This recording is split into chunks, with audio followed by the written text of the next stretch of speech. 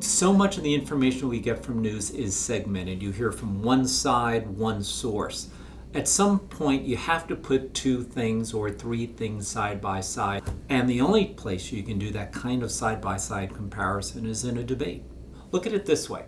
If you have a debate and everyone gets a 2-minute answer, well, then everything is 2 minutes important.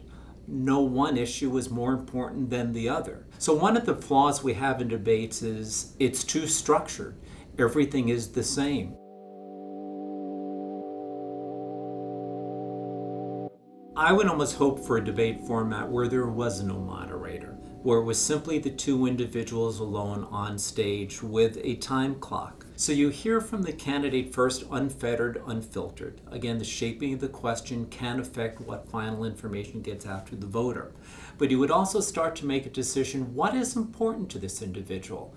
If he or she spends a minute on it or 3 minutes of their choosing, where's their priority? What do they care more about? What do they know more about? What are they worried about? What aren't they worried about? I think the simple selection of what they talk about for how long would give me a sense of that person's priorities of when he or she sat behind that desk at the Oval Office.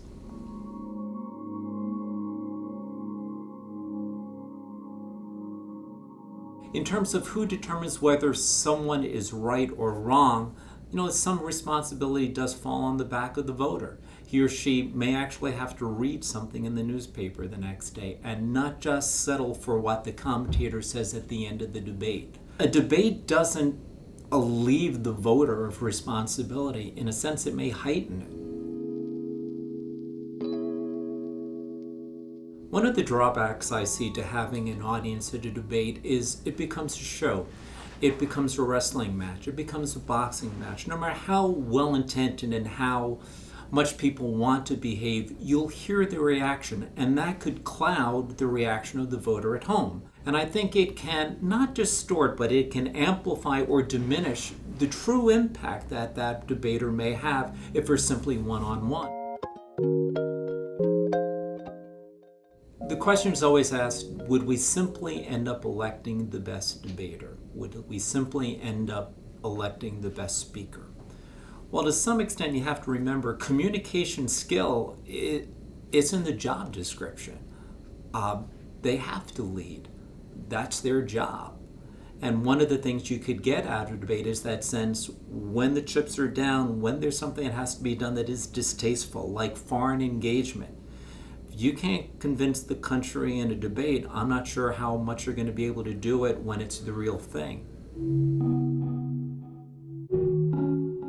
One of the things that bothers me is the rigidity of debate formatting these days. I think there's so many other things that we could get from an individual if we sort of loosened the rules, loosened the formats. For example, how about an Oxford-style debate where there are two teams of 4 people, your presidential nominee, your vice presidential nominee, and the person that you would like to nominate for Secretary of State and maybe Secretary of the Treasury. They're going to serve in office as a team. Why don't I see them debate as a team? One of the problems with the way a lot of political debates are put together and structured is that they're still being run by either older white guys or by women who have been in the business for years. And they don't understand the mindset of millennials, Gen X, and Gen Z. And we're still structuring stuff for our next door neighbors, not for our children. That's a big mistake.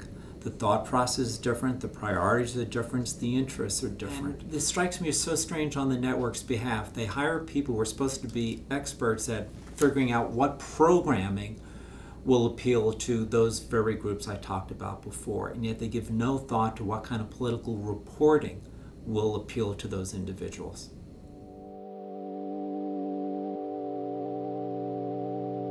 There's a saying in competitive sports, it's never been done until it's done for the first time. And if we look at some of the debate or interview formats that exist now, at some point they didn't exist.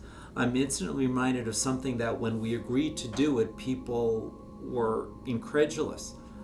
Bill Clinton, the candidate, the governor, was going to show up and do a town hall meeting on MTV, and now it can be a semi-regular thing, at least for some candidates. And I think we keep trying to format these things looking backwards, the way it was done, instead of creating simply new formats and new coalitions and new forums. And the only way ultimately you're going to get a candidate to enthusiastically show up and participate is when you prove it's worth his or her while, either in terms of numbers or the ability to talk about things in a way or with a selection of topics that they don't get anywhere else. In a sense, you have to offer new.